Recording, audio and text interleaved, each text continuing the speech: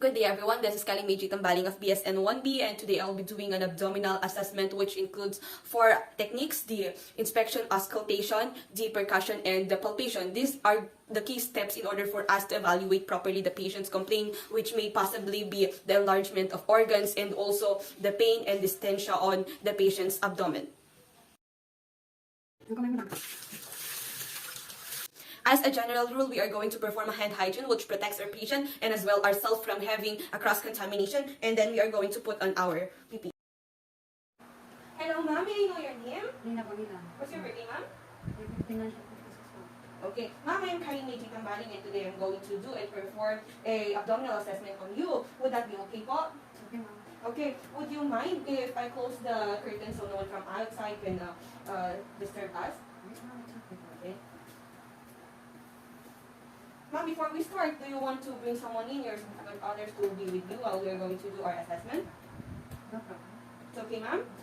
Okay, how about the linings and the temperature? It's okay, ma'am? Okay, ma'am. Okay, may I remind you, ma'am, that while we are going to do this, we are going to expose the upper part of your stomach since we are going to do the abdominal assessment. Okay. Will that be okay, ma'am? Okay. Okay. Okay, this time we're going to do a subjective assessment. We're going to ask our patient a few questions. Mami, I know po kung kailan po yung muling ihi ninyo at kain ninyo, ma'am. Kanina naman. Meron po bang masakit dito sa abdomen part ninyo? Ma'am, meron po bang mga surgeries na experience nyo na before? Okay. Ma'am, pwede po ba na umihi muna kayo para makapag-start tayo sa objective assessment natin? Okay, so since the patient said that she just finished going to the bathroom, it is okay now to start with the objective assessment. We have to keep the patient's bladder empty in order for us to get accurate data and also to keep the patient comfortable during the examination. So this time we're going to proceed to the objective assessment, which we are going to start with undressing the patient. We're going to help her to undress her clothes. And then we're going to promote the privacy. We're going to put on something that would cover the part which is not exposed. Let's ask the patient to have to put her on the supine position. Please lie down properly. And then we're going to put this one. On the objective assessment, we are going to start with the inspection, which we are going to check the patient's abdomen, if there are any scars, lesions, bulges, the skin color of our patient, and also if the contour, if it's normal or is it too flat, and if it's curved. And also we're going to check if there are any masses on the abdomen of the patient, and also we have to check if there is any pulsations on the upper part of the umbilical of the patient. Now let us proceed to the auscultation. The thing that we are going to use on the auscultation is the stethoscope. A stethoscope is the thing that we are going to use in order for us to listen on the sounds of the patient's abdomen.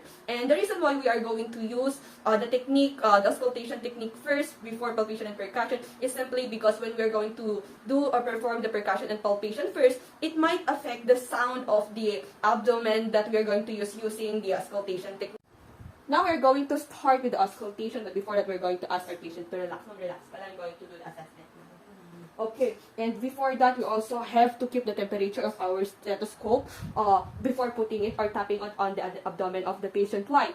Because we have to remember that the temperature might cause a contraction over the patient's abdomen. And of course, there are also 4 quadrants of the abdomen, which include the right lower quadrant, the right upper quadrant, the left upper quadrant, and then the left lower quadrant. There is a step on putting on or listening to the abdomen.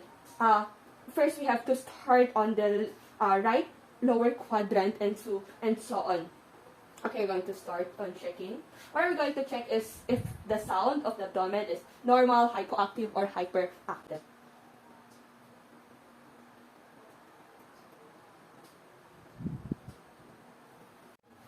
Next, we are going to use the bell of our stethoscope to listen for any swooshing, abnormal, and dull sounds over the abdomen of the patient. And we have to start, and there are also different spots that we're going to put on our stethoscope. This is the aortic, the right renal, left renal, and also we have the right iliac and then the left iliac.